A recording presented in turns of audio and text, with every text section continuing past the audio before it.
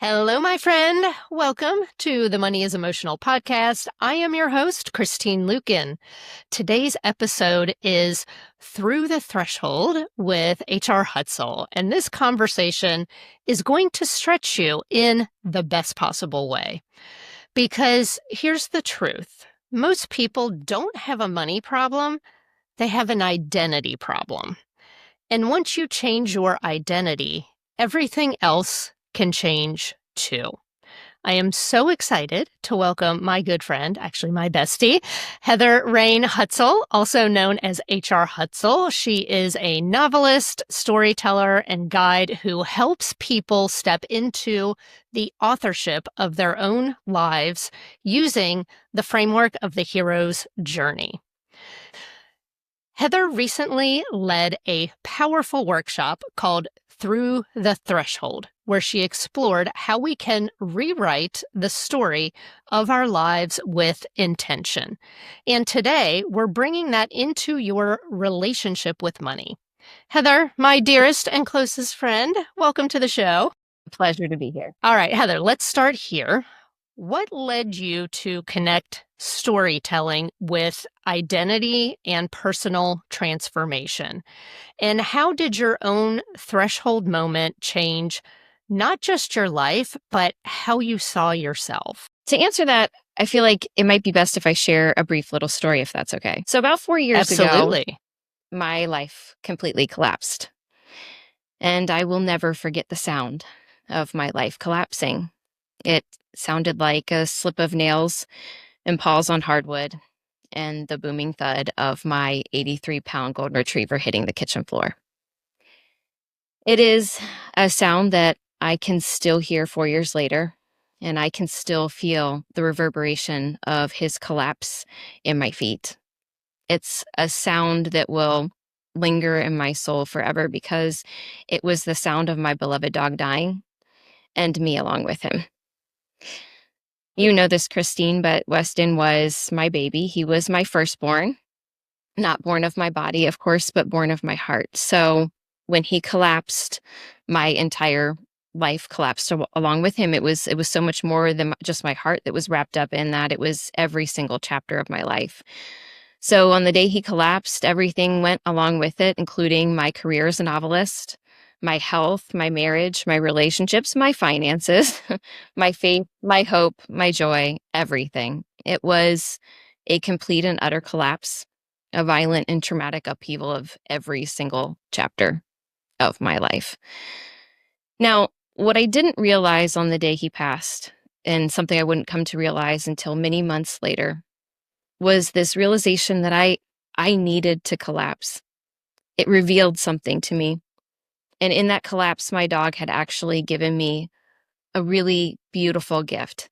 He had given me a threshold, an invitation into a brand new life and a brand new story. I like to think of it as the portal between the person I was and the person I'm becoming.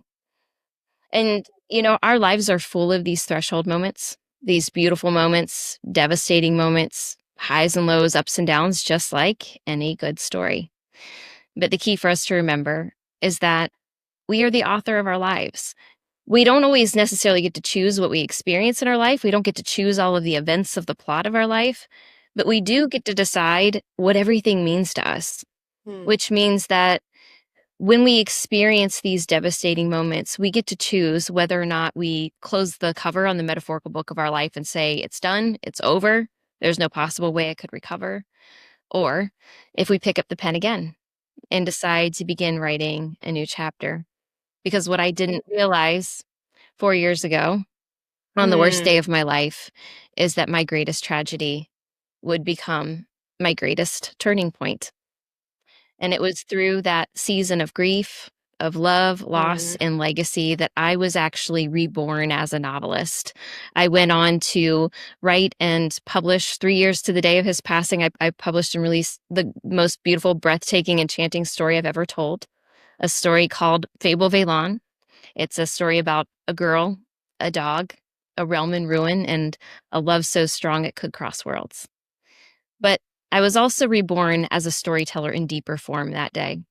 because now I not only write my own books and my own stories, I walk alongside others as they tell their story. So sometimes that looks like literally helping somebody write their story into the format of a book.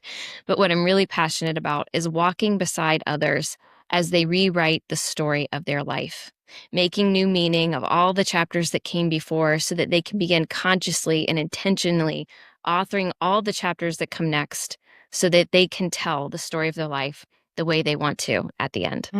I love that so much. So you talk about how we're all story formed from a young age. And I can see this through the lens of money, that people are carrying identities like, I'm bad with money, I'll never get ahead. How do these identity-based stories shape our reality? And let's talk about being story formed from a young age. What I mean by that is story is actually how we as human beings are wired to make meaning through our lives. We read books from the time we're small children. We have stories read to us. It's like one of the first experiences that we as children have. We sit down with a caregiver of some kind and we're read a story, or we're watching television or movies. We are experiencing stories through, now as adults, we experience stories through marketing and things that we see on social media or online. We are constantly inundated with stories. It is how we as human beings learn, and it's how we communicate. So, I am a formal storyteller in the fact that I'm a novelist and I write stories and I've deeply studied story. But all of us are story formed and all of us understand the general mechanics of how a story works. And one of the reasons why is because we use stories to make meaning of our life and the experiences that we have. We create narratives in our mind. And identity is the root of every single story that we tell ourselves. I've written almost 20 novels at this point, and what I have come to learn through the process of studying stories, writing stories, and interacting with readers and seeing what resonates, and even just reading stories myself, what I've come to see is that what makes a story is not the events of the plot. It's not the exploding cars, the fairy romance, or like the talking dogs, which are in my books, right? It's not these set dressing pieces. What makes a story is the character themselves. So I actually got a really amazing experience several years ago. I got to co-write with New York Times bestselling author Ted Dekker. And the way he defines a story is this. He says, a story is a series of events that happen to worthy characters who are transformed as a result of those events. And the key piece of that definition is the transformation of the character, which ties to identity. So when we have people who've experienced bankruptcy or some kind of major financial crisis or financial shame, and that comes down to their identity, that identity is shaping not just the way they view all the chapters that came before in their life, but if they are staying rooted in that identity, it's actually influencing, informing, and shaping all the chapters they are continuing to write within their story, within their life. Yeah. No, I agree so much. And that's one of the reasons why I take time with my clients who work with me one-on-one to really dive into, like, what is your money story? What are the things that you experienced as a child? What did your parents tell you about money? Because those things inform our money story, and we can take on that identity, especially when someone says to us like, oh, you're just like your mother, you love to spend money, or whatever the case may be, that we can say, this is just how I am with money. And a lot of times we don't even realize. Identity is really upstream of everything that we experience in our life. Our identity is kind of like the summation of our beliefs, our thoughts, our feelings, our actions. But because it's upstream of all of those things, it also influences those things. So if we want to change our story, we actually have to look at what is upstream, which is identity. And we have to look at that actual identity. Yeah. Well, and in your workshop, you describe a threshold as this powerful moment between who you were and who you're becoming. It's almost like this period between identities. How would you describe a financial threshold, not just as something we do, but as we shift who we are? I've had several people ask me about this. Like, what do you mean when you say threshold? So if you think about what is a literal threshold, well, if you think about a doorway, you have the threshold of a doorway. And the doorway, that threshold piece, is that liminal space in between rooms. You're not fully in the living room or the kitchen. That's where I'm in my living room right now. But if I were to stand in the threshold, I'm not really fully in my living room and I'm not really fully in my kitchen. And so when it comes to thinking of threshold more metaphorically for an identity or for a story, it's that liminal space between the person that we were and the person we're becoming. And to me, what happens in that moment, what a threshold really comes down to is it is a point of decision. Which way are you going to go? Which identity are you going to choose? And in storytelling, we have, in the classic hero's journey structure, we have this actual moment that's called crossing the threshold. And it is the moment when the character goes from living in their ordinary world, whether that's a place of boredom, discomfort, discontentment, or a place of frustration or pain or suffering. They go from that place of that ordinary world and they cross the threshold into what's called the extraordinary world, which, whether or not that's extraordinary, literally like in a fantasy novel like I would write, or extraordinary because it's different from what they've experienced. It is the start of the new journey, or in the context of what we're talking about today, it's that moment where you cross over into that new identity. Mm-hmm. Yeah, and sometimes there can be this weird feeling of, it really is a feeling of discomfort because it's almost like it's like you're changing clothes. Right? Like you've taken off the old identity and you haven't really fully put on the new identity. And there can be this moment of, I feel like I don't really belong in either place. Like I don't belong in this place anymore. And I'm not sure I belong in this new place. Yeah, it is. It's, we have lots of thresholds when it comes to storytelling, but we also have lots of thresholds within the context of our lives. And that's why I really like to think about it as a point of decision. At any given moment, we can make a new decision. We can choose a different path. And so another way to kind of think about what a threshold is, I like to think about the threshold as our present moment.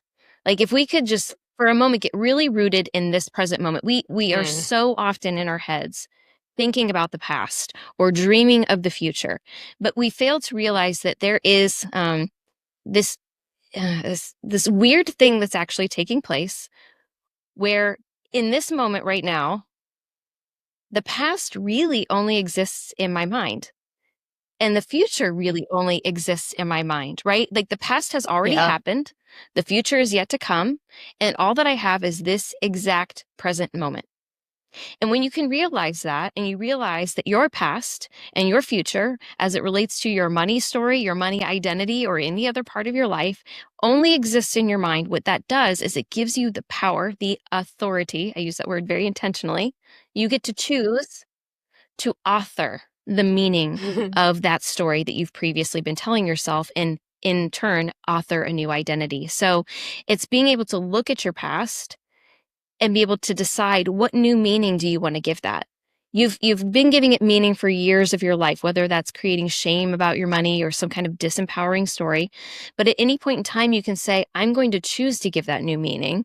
And when you do that, it actually changes the trajectory of your future. Because the trajectory of your future right now is based on the meaning that you've been giving to the chapters previously. Versus if you choose a new meaning now, the future of your story and your identity get to change along with it. Yeah.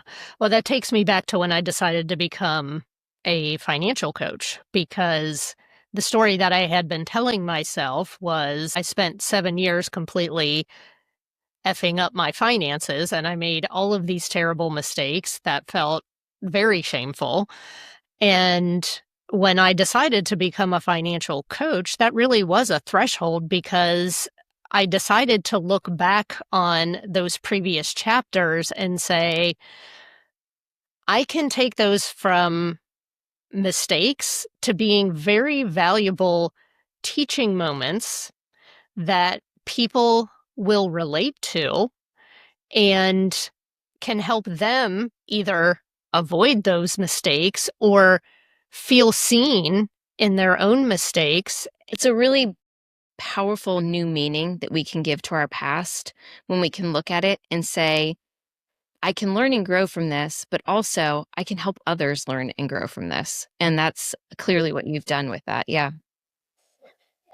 Well, and that's what you have done and are in the process of doing with what happened with Weston. You have written this beautiful trilogy of books, and there's more coming. Like, to me, this is like the next Harry Potter series. So if you guys haven't read The Fable of Eylan, the links are going to be in the show notes for that. But yeah, I mean, that is what you're doing right now, because you've written these books that are changing people's lives, and now you are teaching this framework to people as well, which I love that. So one of our mentors, Melanie Ann Layer, says money is the byproduct of the person we become. How does that idea show up in your work, and what do people need to understand about becoming someone new before their money can truly change? Love to reframe for your listeners, and just as we're talking about this question, is that when we talk about becoming someone new, when we talk about changing our identity as it relates to our money, our finances, or our business, or really any other part of our life, we're not becoming something that we're not already. We are actually becoming something that we've been this entire time. And so there's like this subtle shift of, instead of becoming, it's really being. Now we think of it as becoming because we see that gap and we feel that gap between the person that we were and the person that we're becoming. But it really is about uncovering what's been inside of us all along. I'll tell a story because since I'm a storyteller. I quit my job. Tell me a story. 2014 to be a full-time speaker and writer. And so that was about 11 years ago. And when I did that, it was really taking a leap of faith. It was stepping courageously and boldly into the journey of being an entrepreneur. And when I did that, we slashed our family income in half for me to be able to do that. And it was a huge financial risk and a major leap of faith. And there was a lot of uncomfortable chapters of my life because of that decision that I made. And it was only very recently that I realized, though, that story was a story that I have continued to tell myself for years. And what became clear to me is that I was perpetuating this narrative of being a faithful, courageous, bold entrepreneur. And in order to do that, the financial lack was actually necessary for the story to be perpetuated. And so I was living in this identity of I'm the kind of person who takes bold financial risk to build my dream, right? Like it's kind of like the starving artist dream, right? The starving artist story of like, oh, I made all these huge sacrifices and I don't need money and I don't need wealth and I don't need good, fancy things. I'm just going to, follow my heart and do my dream and be, as passionate about my career as I want to be without worrying about the money. And what I didn't realize is that I was perpetuating that story and creating this continual state of financial lack so that narrative could continue. So being able to look at the identity that you're creating within the context of your money story and see, how is that actually impacting you right now? Is it a story that still serves you right now? And then knowing that when it comes to stories, beginnings and endings are chosen. So I share about this in the Through the Threshold workshop, but just like very quickly here, when an author sits down to write a new story about a new character, they have to ask themselves, well, where does this character's story begin? And so if you look at a character's life, you've got all these different moments that you could make as a beginning. And you could say, well, is it their birth? Well, no, you could go farther back than that. And you could look back through all their generations. Like, where does their life begin? Where does their story begin? Who is this person? Well, ultimately it comes down to the author makes a choice. They choose a moment when they say, this is the threshold for this character. It is the line that delineates who they were from who they will become through the process of this new story that I'm telling. So when money becomes the byproduct of our identity, if we don't like what our money looks like, and if we don't like the identity that we have around our money, at any point in time, as cliche as it is to say, you get to choose to begin again. You get to draw your own line in the sand and say, I will no longer be the person I was. I am now stepping onto a new journey of becoming the kind of person that I know I want to be and who has the kind of financial abundance or whatever the vision or dream may be that has that dream. And so when we look at who we are, who our identity is, our money becomes or is an extension of that person that we're being. Yeah. Dare to enter the Wealthy Woman Book Club, where answers exist to forbidden questions, where women of all ages and income secretly gather, where knowledge is shared, where possibilities are explored, where women claim their power. Dare to stay a spell in the Wealthy Woman Book Club. In this place, we lift each other up. In this place, we start dreaming again. In this place, we see financial miracles. In this place, we grow through the glory and the failure. In this place, we step into a new identity. Dare to champion the Wealthy Woman Book Club. We're creating a future where women are financially empowered across the globe. We're creating a future where our daughters stand on equal financial footing with our sons. We're creating a future where we purchase with our principles rather than price tags. We're creating a future where we use the power of money for the benefit of people and the planet. Welcome to the Wealthy Woman Book Club. Dare to come in, woman. Come in. Join us at wealthywomanbookclub.com.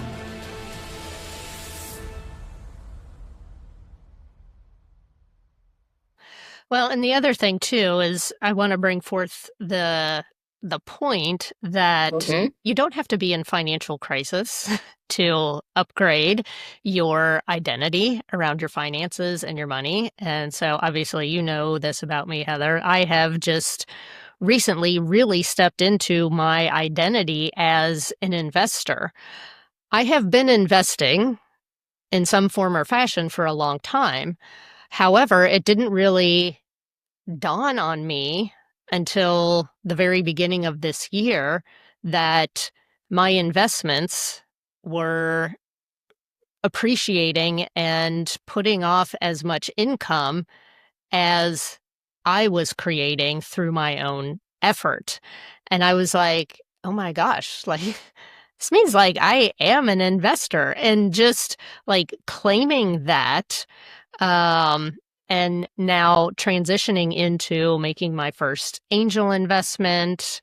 I'm also working with a woman who is helping me to see like everything that is in my portfolio and how is it performing? What is its purpose? Whereas I had really kind of been on autopilot with that and just saying like, hey, my advisor's doing a great job. I'm just going to put that on autopilot. Well, yeah, he is doing a great job. However, this part of my new identity as a wealthy woman is really to be actively participating in that and not being passive in that. So I do want to bring forth that point. Absolutely. Yeah. You can choose at any point in time to create your own threshold, draw your own line in the sand. And I think that's a really great way to say it. But one of the things that I wanted to point out that you just illustrated is that you already were an investor. It's not that you became something new. It's that you recognized what was already there. And you recognized that part of you that was inside you all along that was already doing those things. But what happens, and this is where stories are so incredibly powerful. We can tell ourselves a story, a narrative that is actually contradictory to the facts that we are actually experiencing in our life. And we do this all the time. The classic example is, you ever have that conversation with somebody where you think they're mad at you? and you make a meaning like, oh my gosh, they're so mad at me. And you leave the conversation and you replay it 100 times in your head. And you think about all the things you should have said or will say next time you see them. And then you live in this state as if they were actually mad at you. You experience it viscerally. Oh my gosh, they're so mad at me. The next time you see them, you have a conversation with them and they're like, I had a headache, or I was having a bad day, or there was this thing going on at work, and it had absolutely nothing to do with you. So that's just like a very simple example of the way we make meaning and narrative all the time. But what you're talking about is meaning and narrative that is tied to identity. And so if you were to have continued living in this narrative of, well, it's just kind of on autopilot, and yeah, I put money away, but I'm not really an investor, right? You don't step into that identity. That actually influences the future of your identity. Whereas if you decide, oh no, I actually already am this person. And I want to be clear too. When I say you already are this person, it doesn't have to be in the same way with Christine's of like, you're already making investments. You could not be currently investing at all and still make the decision that you want to be an investor. But yours is just a really great example of something that was already existing in that moment. But you were living in a narrative that was incongruent with that.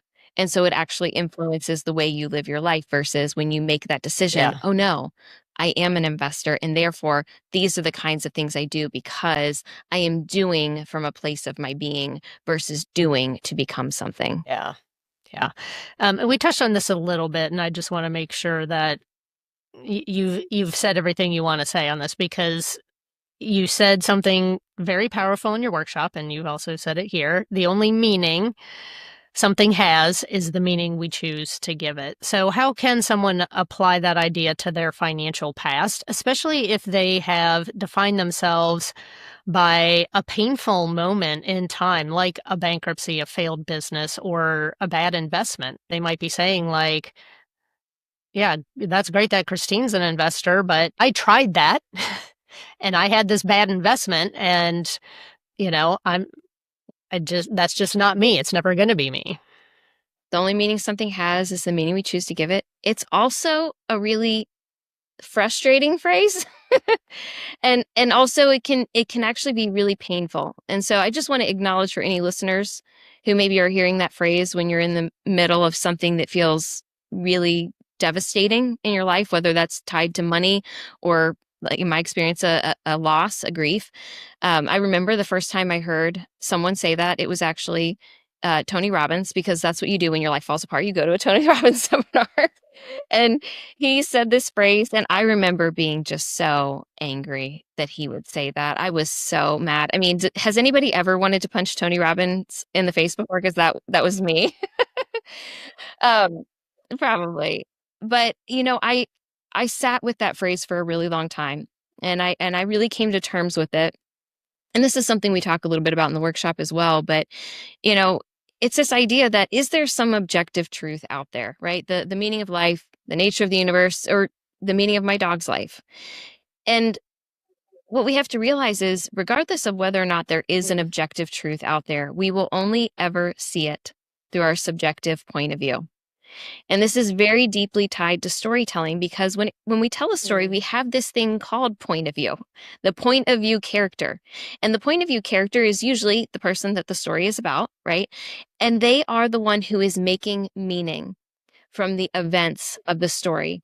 So a character, or to use the word identity, which is what we've been talking about, identity does not change because of the events that you experience.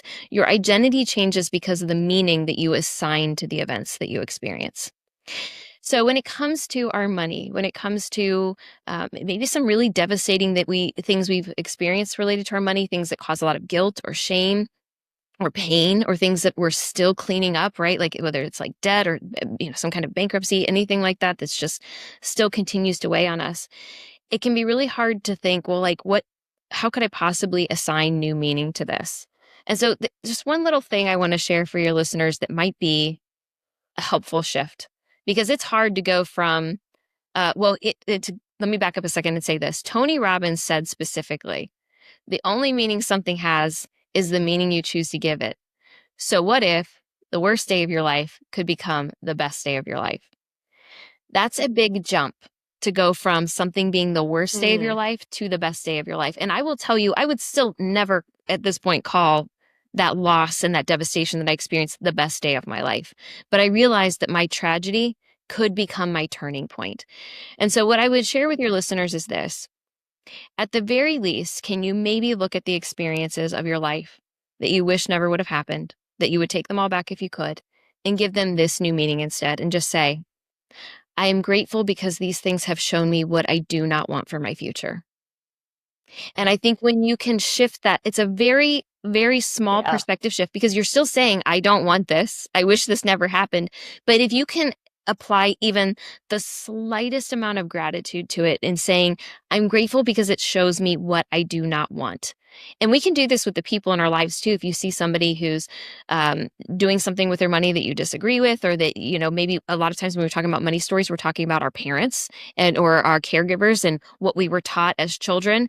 And we can get into a place of being frustrated and resentful for the things that we were taught or not taught. And to be able to look back at those instances and say, I can at least be grateful that this shows me what I do not want for my future. I feel like that puts us right back into that powerful place of being the author of our life, because there's two ways that we can author our lives.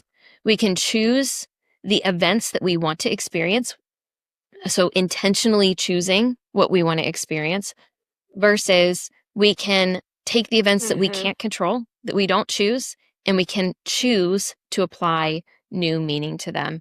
And when we do both of these things, it puts us in that powerful place of being the author of our life story. Yes, I love that. So you talk about how every character has an object of desire, both external and internal.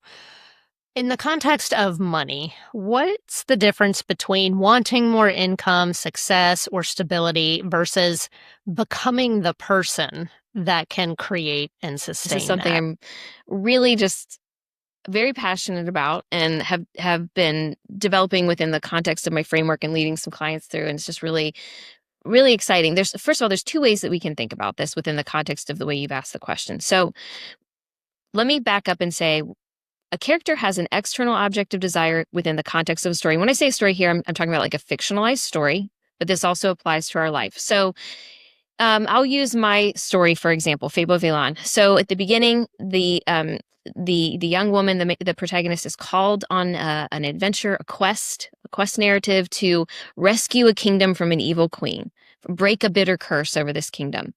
That's her external object of desire. It's the thing within the context of the plot that she wants to change. It's her goal, right? And if we think about it in the context of our money, this is usually very simply a number.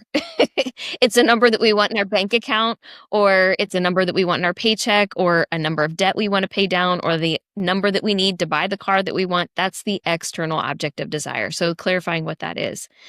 In a story, and going back to the example of the Fable of Eylan, the internal object of desire is that deeper inner transformation that the character usually at the beginning of the story is very unconscious of.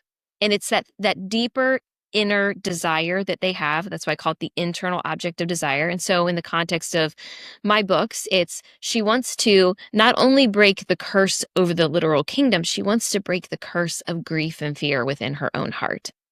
So that's the internal object of desire. In the context of our money, the internal object of desire is the thing we think the number will give us.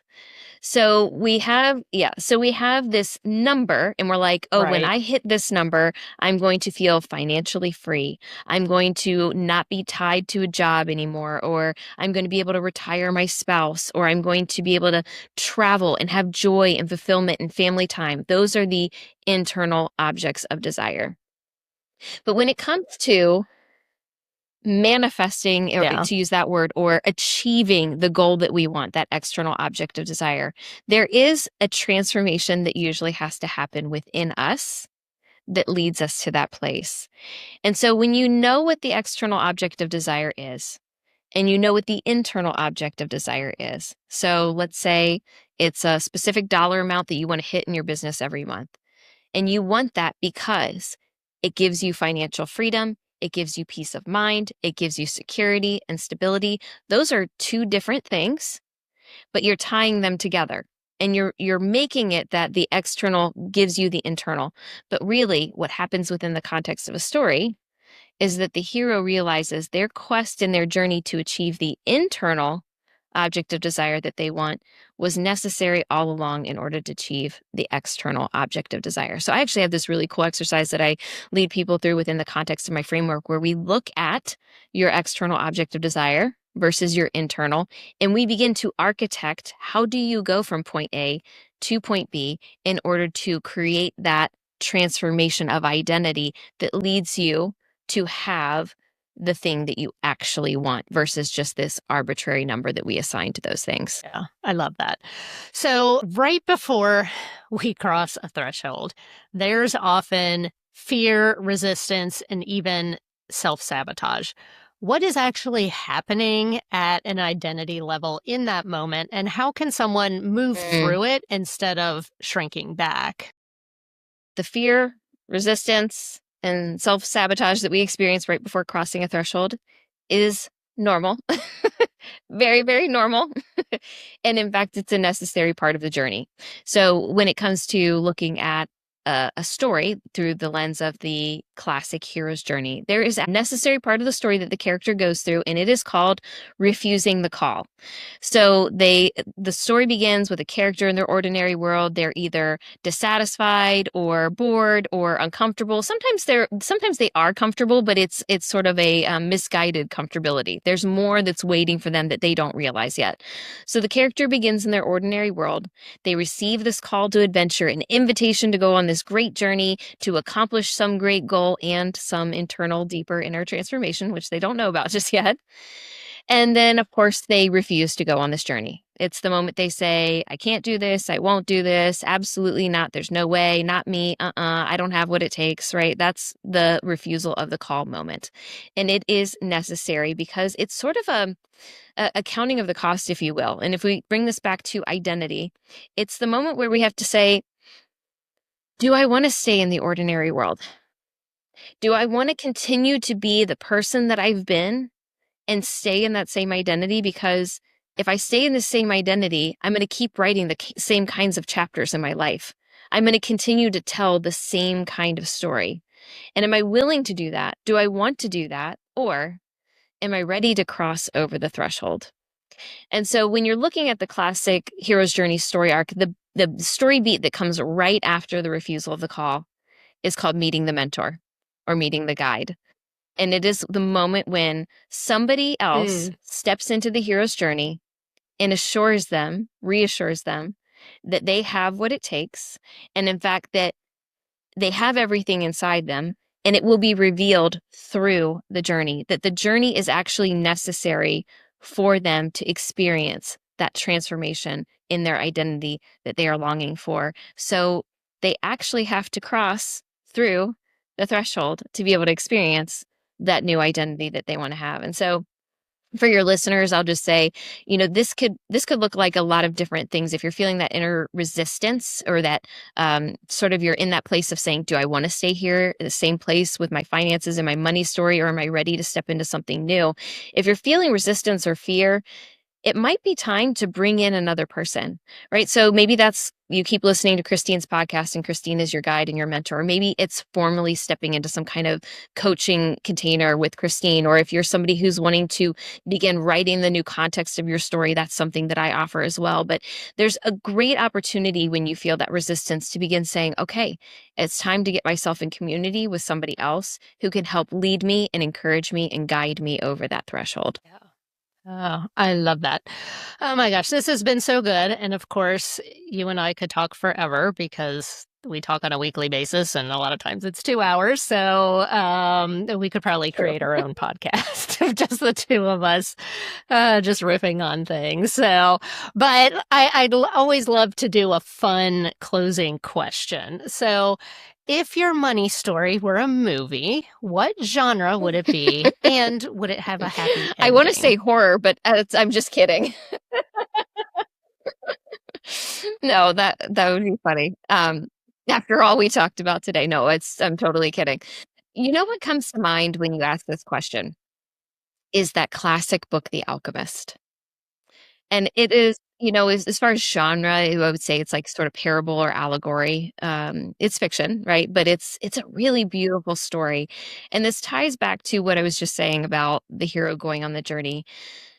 When you look at a story and the hero's journey, we've talked a lot about this. And for your listeners, like you're familiar with this, even if you don't know you are, because the hero's journey is the basis of every Disney movie, every Star Wars, every Marvel movie. It's the classic storytelling structure that we all experience and live.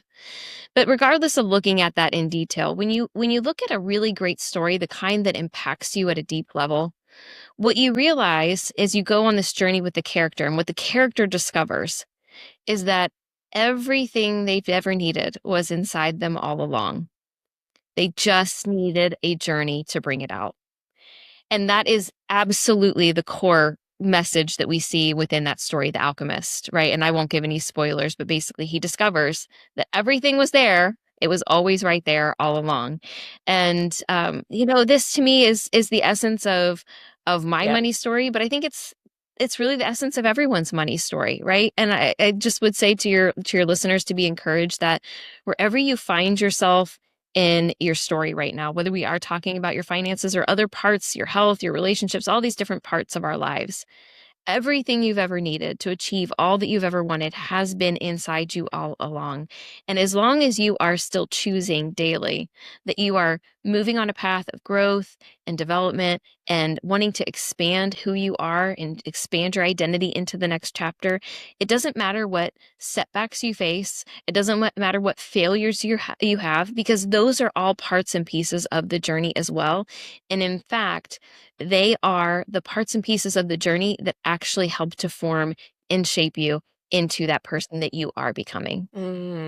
Yes. I've loved this so much. Heather, this has been such a powerful and expansive conversation. And what I hope my listeners out there, I hope you're taking away that crossing a financial threshold isn't just about doing something different with your money.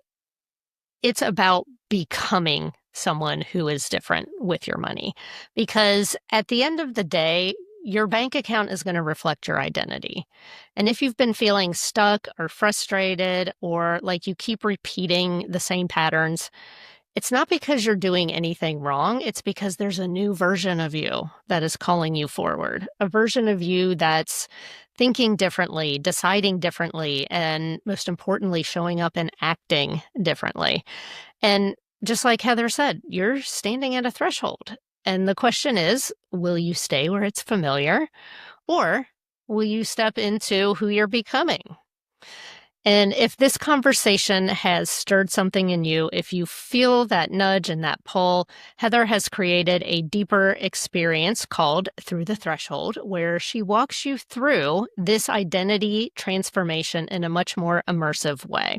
And we will have the link to grab that workshop in the show notes, and I highly encourage you to check it out. Because your next level with money isn't just about learning something new, it's about becoming someone new. And speaking of becoming someone new, I've been hinting that a shift is happening in my own world, a new identity that's been unfolding mostly behind the scenes. And in our next episode, I promise I'm going to fully share that with you and introduce you to the next evolution of my work, the money guide who brings in the fire of spirituality. So trust me, you are not going to want to miss it. Well, my friends, this is where I leave you for today. If you enjoyed this conversation, please leave us a review. It helps other people to find the Money is Emotional podcast. And if you're not a subscriber yet, what are you waiting for? Just hit that subscribe button and you will never miss a new episode. Until next time, this is Christine Lukin reminding you that you're good enough, you're smart enough, and gosh darn it, people love you, including me. Bye for now.